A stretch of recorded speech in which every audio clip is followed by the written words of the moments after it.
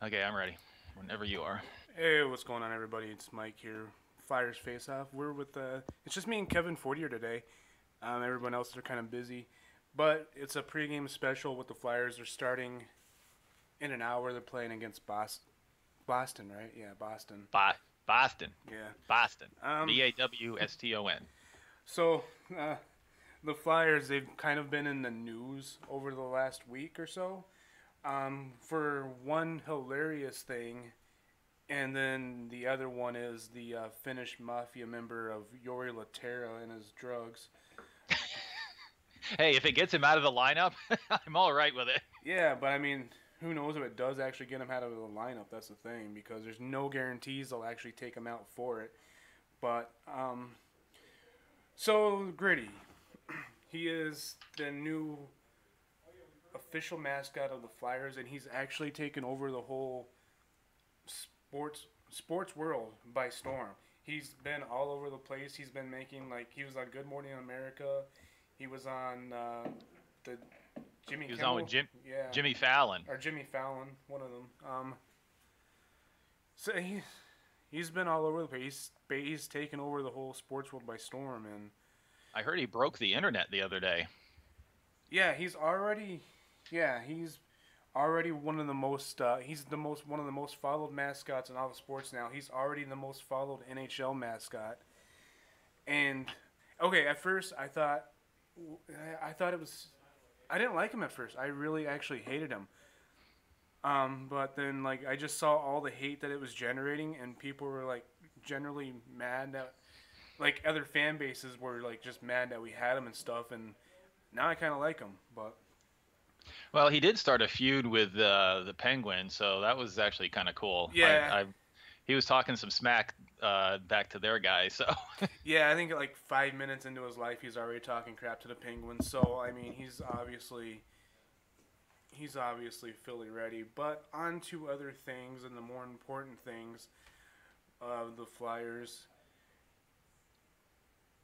is well, first I just want to ask you, what are your so far in this preseason? What have you liked so far, and what have you not liked? um, I mean, obviously, Mikhail Vorobiev has played phenomenally.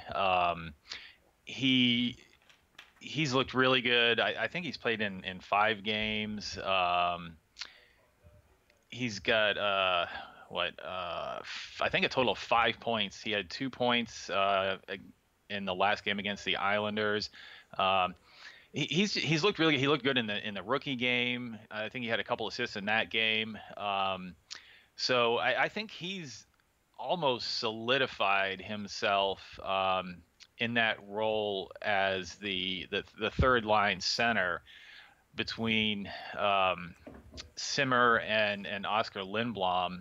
Lindblom has looked pretty good too. I mean, he ran out of the gate with a hat trick in the rookie game against the Islanders team. But he's looked pretty solid too. He's got 2 goals and an assist, and he's +3.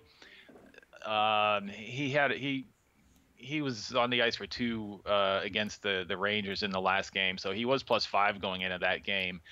So, but I mean, the whole team struggled in that game. But I mean, sticking to the positive stuff, like I said, Roby and Lindblom had looked really good. Carson Tawinski was a great surprise. I know we all talked about him a couple of shows back, and Dan and I, had both been following him, and we're looking for him to do really good things with the Phantoms.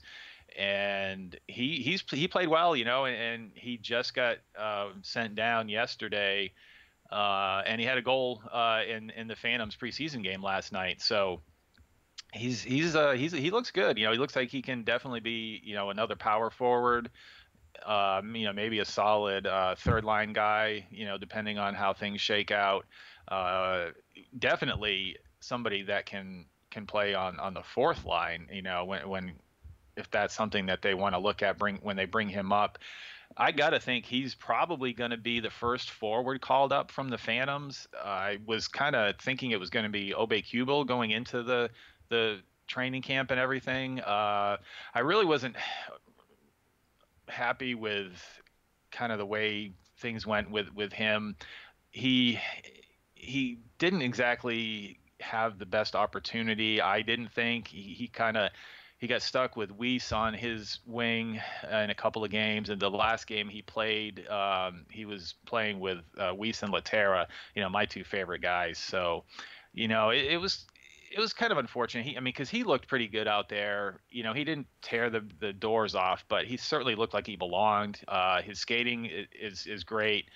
His vision is real. I mean, some of the passes that he put on people's sticks in a couple of those preseason games. I mean, he really sees the ice well. So he may get a chance to be called up at some point during the season. But hopefully he'll do well. I think he picked up. I think he actually might have had 2 assists in the game last night for the Phantoms. I can't remember. But I mean, otherwise, the team hasn't really. Well, other than Ghost, Ghost looks great. He's picked up right where he left off last season. He's got 3 power play goals in the preseason so far, so he's played well. But other than that, I mean, it's actually been somewhat surprising that the rest of the team has really been kind of soft.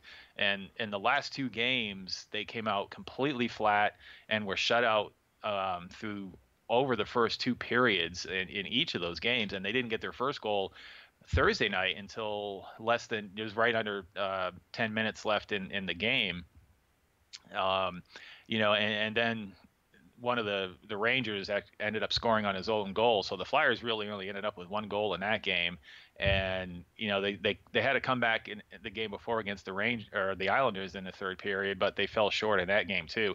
And unfortunately, that goes right back to kind of where the Flyers were last season. There was so many games that the Flyers they came out and they just did not score in the first period of the game throughout the regular season. And way too many times, they just came out incredibly flat, and it took them until halfway through the game or so to really kind of get in on things. And then they had a lot of great comebacks, and they were able to tie and end up winning games in several occasions. But I don't know. I mean, that's an area of concern that I have. And what I've seen in the preseason games, it's like the Hackstall is just not getting his team out there ready to play when the puck drops.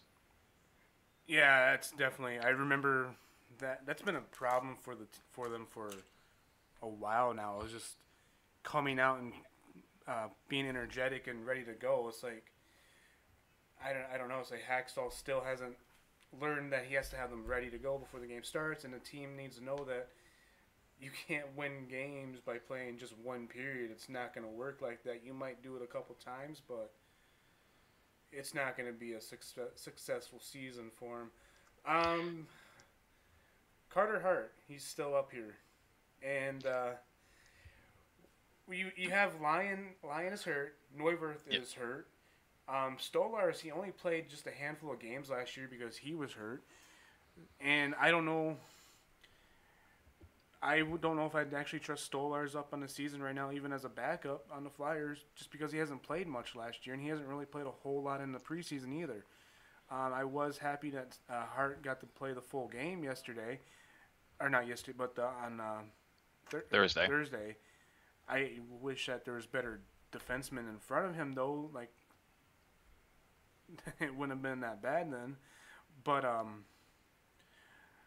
yeah, I don't know. Like, I want to see Hart up here now, but at the same time, I'm kind of just worried about the defense in front of him, like how sloppy they are and how many unforced turnovers this team always has every game for whatever reason. All the time is turnovers. I feel like if we put him in the NHL now, he's going to be hung out to dry every single game, and I don't know if that's what we want to do with him right now, or we just risk it, go with Stolars, and kind of hope he does something. Or there's the other Hacksaw option of just run Brian Elliott into the ground for a month and a half and say okay. I'm concerned that how ready Elliott really is right now. Mm-hmm. I would have thought that he probably would have played a little bit more in the preseason, especially when Newby got hurt. which comes as no surprise to anybody who has followed Flyers hockey for 5 minutes.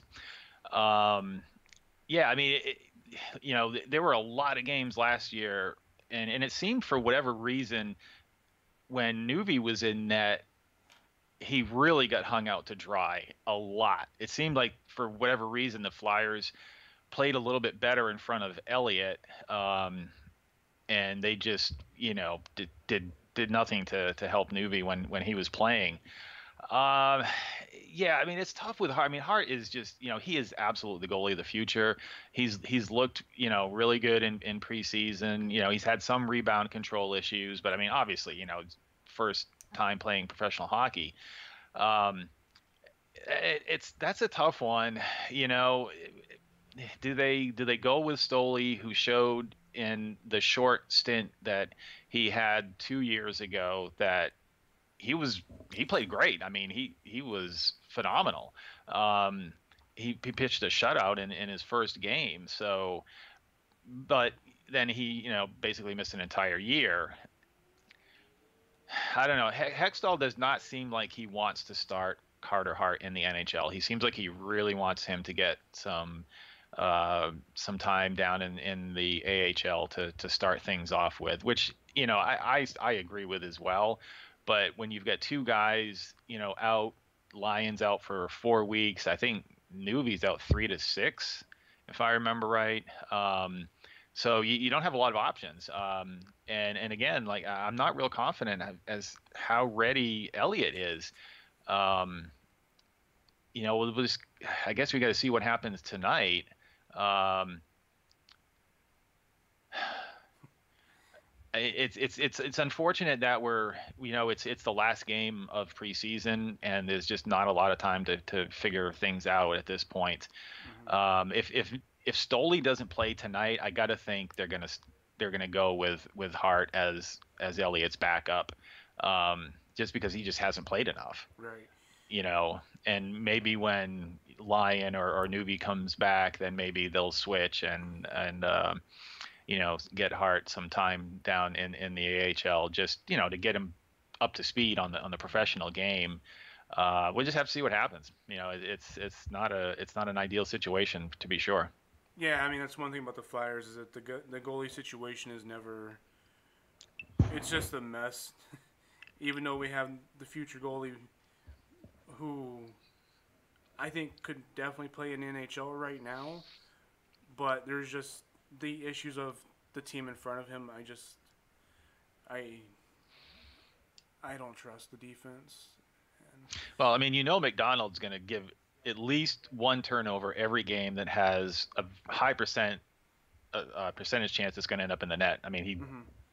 both games, he came back much earlier than they were saying, and he both times he turns pucks over, they end up in the back of the net. Yeah, it's like I mean that first game he was back, he had like 3 turnovers in 5 minutes. Oh, he was horrid. And I don't want to hear the thing that like people are like, oh, he's just rusty because he hasn't played all. This is it's his first game. No, he's not rusty. He just sucks.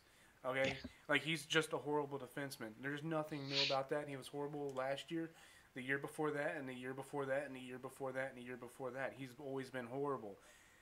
Which is why when they sent down Myers,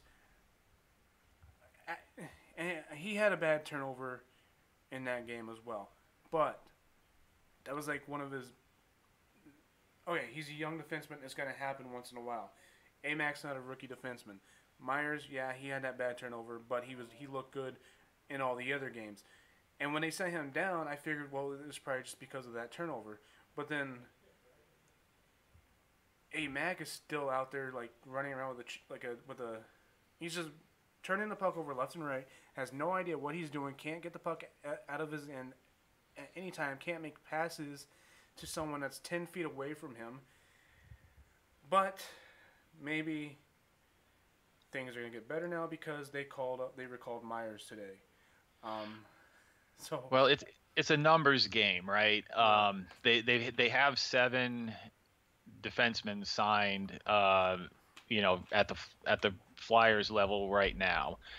So if everybody's healthy, you got to think they're not going to keep they're certainly not going to keep Myers up as the seventh defenseman and not get him playing time, right?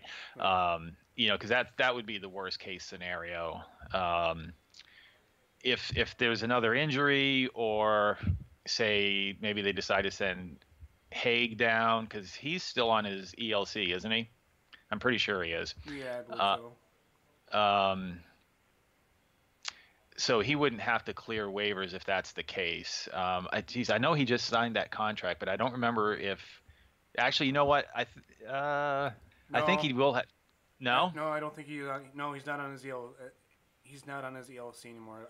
Yeah, that's what I was Yeah, gonna say. I think he was an RFA going into this season. he So was. Yeah. yeah, so he may have to clear waivers to go down. I just don't see Hackstall sending McDonald down. I mean, as much as he should be sent down, he was wearing the A last year. They love him for whatever reason. It's like the same thing with Belmare and Vandevelde, and now with Lawton. For whatever reason, they just fall in love with these guys, and they don't want to ever see them, being sent down. And even they'll play them over better players when they're up on the roster. It's mind-boggling. But See, I haven't mind like Lawton. I did I say Lawton? I meant Yeah, Laterra. yeah. You said Sorry, Lawton. That's why I was like, my, wait. my bad. I was gonna say Lawton. He's done pretty good, man. Like, Yeah, no, Lawton's fine. and speaking of Laterra, there's how he's still up here on the team and why he hasn't been kicked off the team yet and all that stuff. I don't know. I don't care if he's guilty or not. He needs to go because you can't be letting your friends use your cottage for cocaine or whatever like that. You just can't do that. Whether he knew about it or not, he just needs to go, be off the team. I never want to see him on the team ever again. Send him down to the ECHL for all I care. Just get him away. Well, you know me, I wanted him to be bought out in the off season because I said, if he's still here, he'll be playing. And, he played in 4 of the first 6 preseason games, and he was, being sent out as one of the top pair on the penalty kill. There was no way that he was not going to be starting when the season rolled around. And I mean, as insane as it is, they love his veteran presence because, they don't have enough veterans on the team apparently. But the thing is, But like, it's not even like just a Hackstall thing. It's also a Hextall thing because apparently he's pretty okay with Laterra getting all this time. Which this is what confuses me. When you go out there and sign JVR, to me that's saying, hey, you recognize this team's pretty good. You added a big piece. Let's take a step forward. Oh, but let's still play Laterra over some of the other kids we have down in the minors right now. It's like, that's why I'm confused at where this team is at and what the direction they want to take now. well, not even. I mean, somebody's going to have to be scratched, right? Because they still have Taylor Lear up. You've got. I mean, you had the 3 guys who were competing for the third line center: Lawton, Wheel, and Vorobiev. And Wheel, who seemed to have the upper hand going into preseason, now it seems probably is not in that position, and he's been kind of played on either side, on the right or left wing. Lawton's been playing on the wing, so it certainly appears that Vorobiev has the 3C locked down. So now you bump down to the fourth line. I mean, the top 6 are probably in place, right? I mean, we know the top line from last year. JVR goes with Patrick and Voracek, so that bumps Lindblom down. So you get Lindblom, Vorobiev, and Simmons.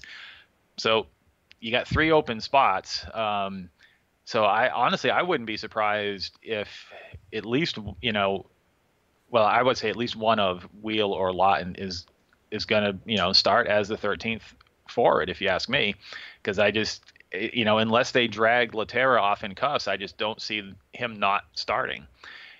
So you've got Raffle on the left wing on the fourth line, probably Laterra in the middle, and then it's going to be Weiss Wheel or Lawton on that other side, and I don't even have any confidence that it's not going to be Weiss because he's played in 5 of the first 7 games, and he was also, he was being paired with Laterra as the top penalty killing forwards.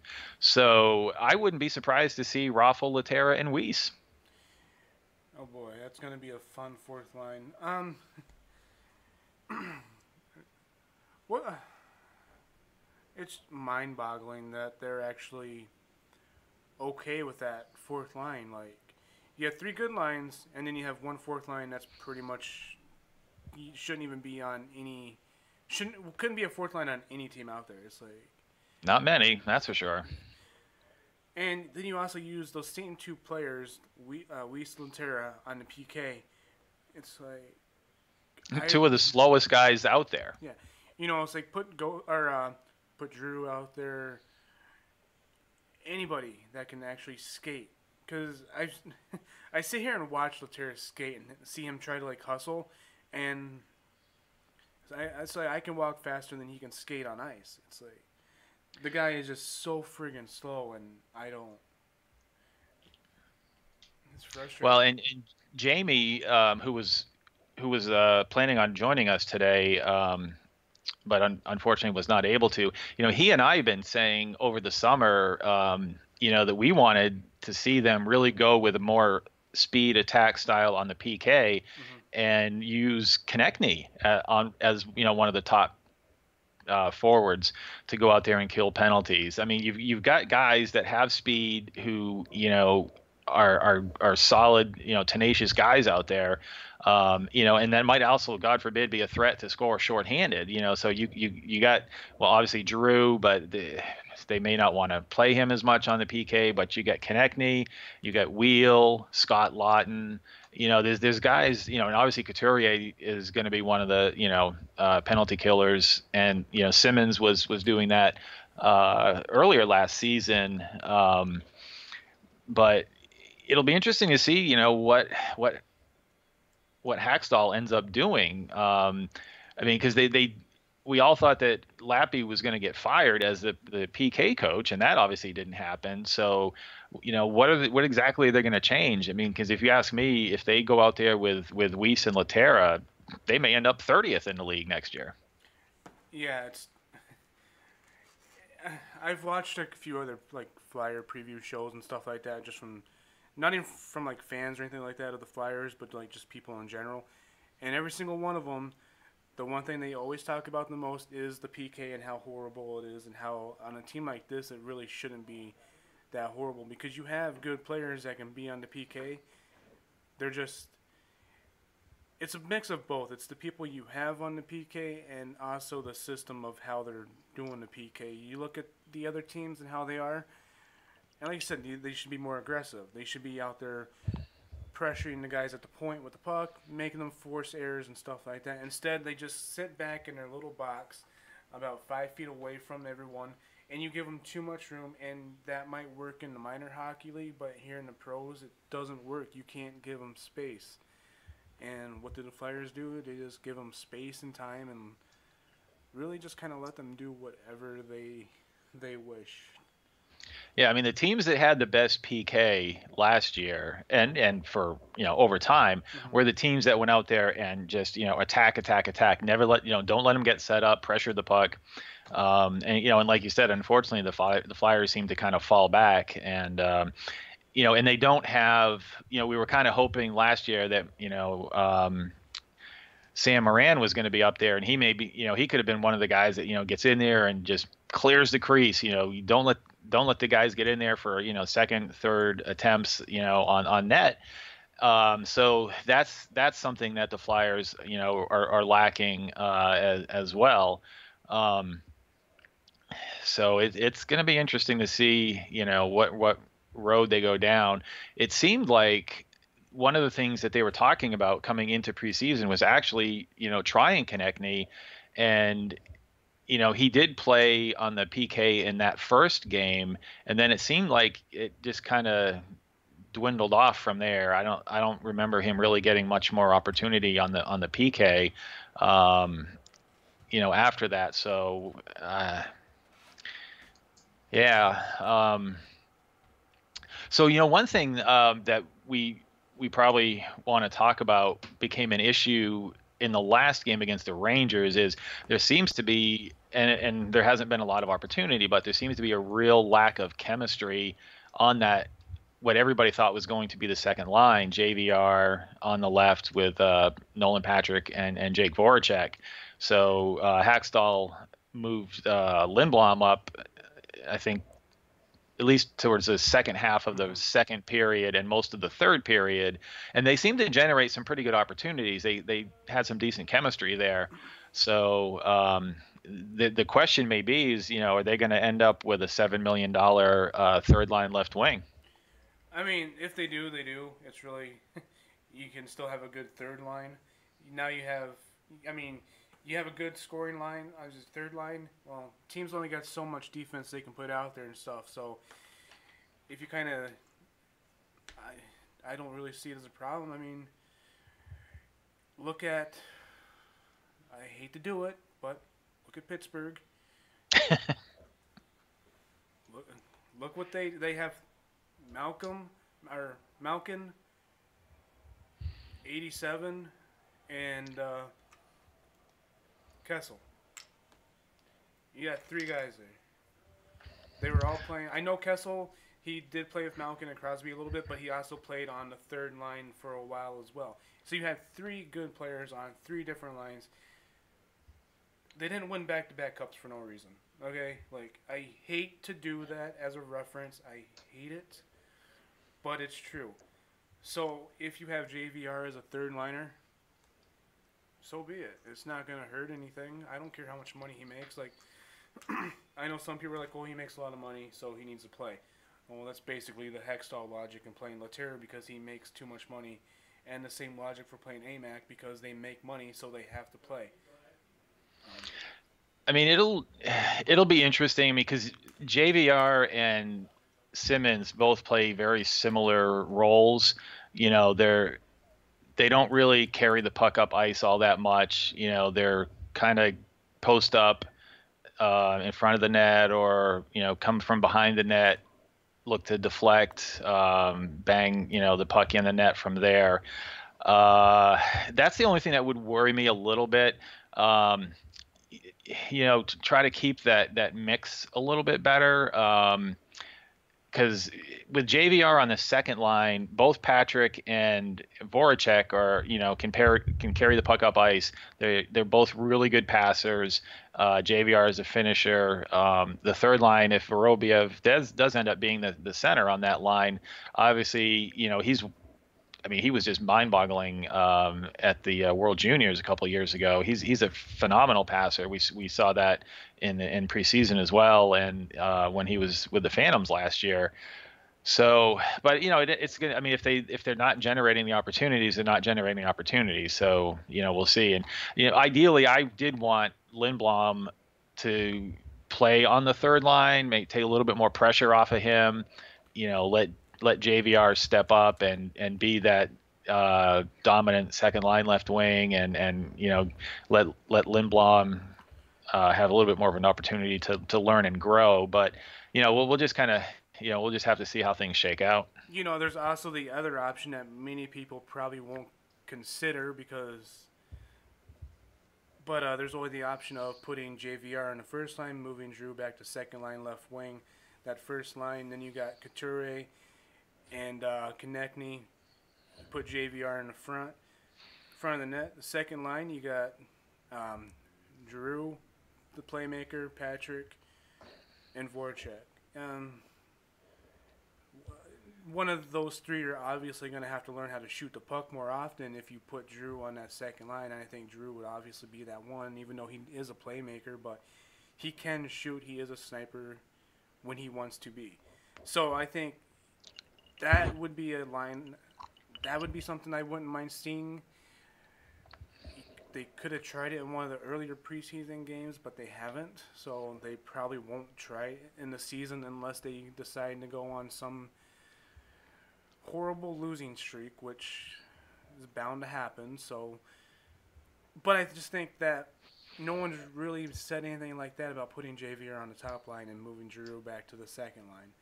I Well, the other option is, and again, I mean, I honestly I don't think they're going to separate Giroux and Coots, but the other option too, potentially, you could put JVR on the top line, move Giroux to the middle, and Konechny on the right, and have Coots center the second line, um, and then have Patrick and Vorobiev round out the middle. I mean, that would be an insanely strong down the middle yeah, for the Flyers. Um, so I mean, there are some options there, but I'd be shocked if we see them breaking up Coots and Giroux, but it certainly would give them a lot of depth down the middle and give them some more options. If things don't work out as the season begins, right? right. And I'm all for trying new things out, which is I kind of wish they did more of it in the preseason instead of what they've been doing. But I guess beggars can't be choosers with that. That is another thing that has kind of baffled me a little bit in the preseason. I mean, does anybody really think that Corbin Knight was going to be a Flyer this season? I don't see it. I think.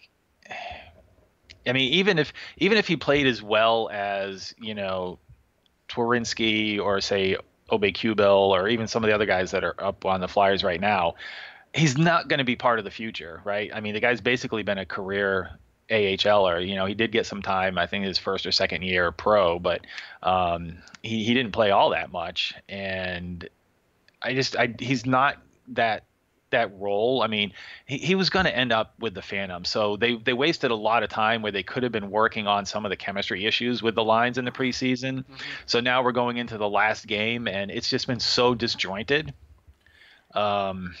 Yeah, and just to put it out there, lineups still haven't been released, so I don't know who's going to be playing or how many. I don't. Couturier and Simmons, neither one of them have played in a preseason game yet, so that's. I don't know if they're injured or. Well, they were hoping that they would be back to play tonight. They did practice yesterday. I'm wondering if that's why they've waited so long to release the lines, because maybe one or both of them is just not ready to go yet. The lines at practice yesterday, it was Giroux, Coots, and Konechny, and then you had Lindblom, Patrick, Jake, JVR, Vorobiev, and Simmons, and then I think it was Raffle Laterra, and I can't remember the other guy. But yeah, we'll just have to. Maybe they're just waiting to see who, if either one of those guys is able to actually go tonight. I was on Twitter looking at Dave Isaacs and still He hasn't posted anything yet. nothing, and I can't see Carchidi because I'm blocked on his. So I. I'll re- I I'll rem- pull Chitty up right now. Okay. Let me see if he's posted anything. But yeah, I was thinking that they probably haven't played either one of them, mainly just precautionary reasons. But I do hope they can play tonight for even just 10 minutes or something like that, just to give them some time out there. Yeah, he still hasn't posted anything Okay, so since in the last 3 hours. So yeah, that's that. I'm gonna go on a guess and say that Laterra is playing tonight. Yeah, I would highly doubt that he, you know, Well, barring them having evidence of him running a coke ring. I'll say he's in the lineup. yeah, and I'm okay. So like I kind of maybe like a conspiracy theorist, but it's every time the Flyers do something like release news or a mascot or something like that, they always sneak something else out there that no one ever hears until it's too late. Such as when Gritty came in, well, the next day Amac is playing, and he's supposed to be hurt. So what I'm thinking here is that no media has tweeted out the lineups And that's really strange. because Laterra is playing, and they don't want to release it now because they know it's going to piss the fan base off and things will just go bad. I mean, I could be wrong, but I wouldn't put it past the Flyers. Yep. Let me see something here. God, I need my glasses.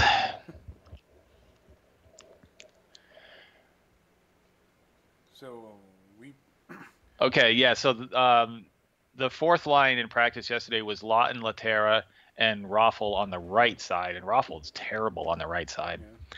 yeah. So we'll see what happens there. Lear, Wheel, and Weiss were the scratches. So just to kind of round things up, on defense, the pairs were Provy and Ghost, McDonald and Haig, Sanheim, Folan, and Gudis and Friedman were the extra D. So it would seem that they were probably not going to play tonight. Now with the recall of Myers, I mean, I actually wouldn't be surprised if he comes in for Haig, Right. because I saw a couple of different things where they Hextall and Hack had both talked about Haig having to kind of work through some kinks. Oh, I thought I saw somewhere else where it was possibly Amac was going to be out tonight. Well, you never know. I mean, the game is in what, 20 minutes, so Yeah. they'll have to And release it sometime. honestly, like the roster for your final preseason game should be pretty much what your NHL roster is going to look like, bearing the Couture and Simmons thing, because I still don't know if they're playing or not yet, or if it's just a precautionary thing. So I mean, it should be Well, this is the Flyers. the Let me try Meltzer. I'm going to look up Bill Meltzer, see if he's posted anything. I mean, it's really bizarre that they haven't showed the lines yet. Nope, he hasn't posted anything in the last 4 hours. So I guess we'll just have to wait and see when they get ready to drop the puck. We'll see who's going to be playing for the Flyers tonight. Exactly.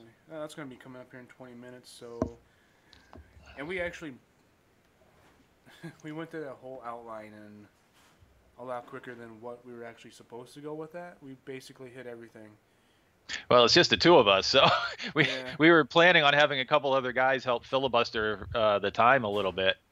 Um, so it looked like Boston was going to have a lot of their regular guys in the lineup, especially on D. It looked like that actually might be potentially what they go into the season with on defense. So I didn't, from what I saw earlier, and this wasn't official.